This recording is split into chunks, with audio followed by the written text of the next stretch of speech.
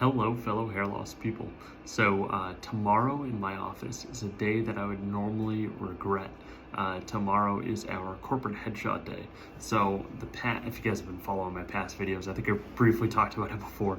I'm getting my headshots. They're doing them today and tomorrow. I'm getting them done tomorrow. But in the past 5 years, I have avoided that day like the plague, and I have not gotten a headshot done since I was 22 years old. That's the last time, and honestly, tomorrow, I can't wait. Headshots, there's a ton of lighting on you. Usually it looks bad. If you've got any baldness at all, it looks really, really rough. They did do headshots right when I started this new job back in March, but now they're doing them again tomorrow. I obviously couldn't go in March because my head looked like it was eaten by a coyote, but I'm going tomorrow. I'm really looking forward to it, and I absolutely cannot wait. I personally think I just got a haircut like last week, for those of you guys who've been following, maybe a week and a half ago now, and I think it really looks great. I think it's gonna look awesome for the photos. I'm excited to get a new headshot done. So again, foot out, this is kind of how it looks. For whatever reason, my hair is doing this weird flip up thing today. Tried to get it wet and it just wouldn't go back down. I think it's because I had the window open while driving into work this morning, and probably blew it up, and now it stayed in position. But anyway, foot out, looking pretty good. You can see kind of the thinness, the issues that I've been having the past couple weeks. You can still see I've got thinness there.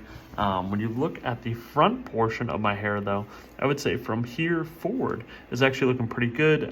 Density's coming in really, really well there. It's just this one little gap area right now. And as you guys know, that already is my weak side. Looking at my strong side, it looks pretty good, especially kind of from this distance. One big thing that I want to talk about too is that hair transplants will come very close to looking natural, but unfortunately, to get the exact density of your native hair on a transplant area, I mean, under the right lighting, it will always look like a transplant. I don't care how good of a job your doctor does. If you guys know what you're looking at, if you know what a hair transplant looks at, you'll pretty much always understand that it looks like a hair transplant. So from the side, it's tough to tell, but as you do get closer, obviously my density is still coming in, but you can tell that it's been a hair transplant. But the foot out is kind of what you're concerned about when you're looking at.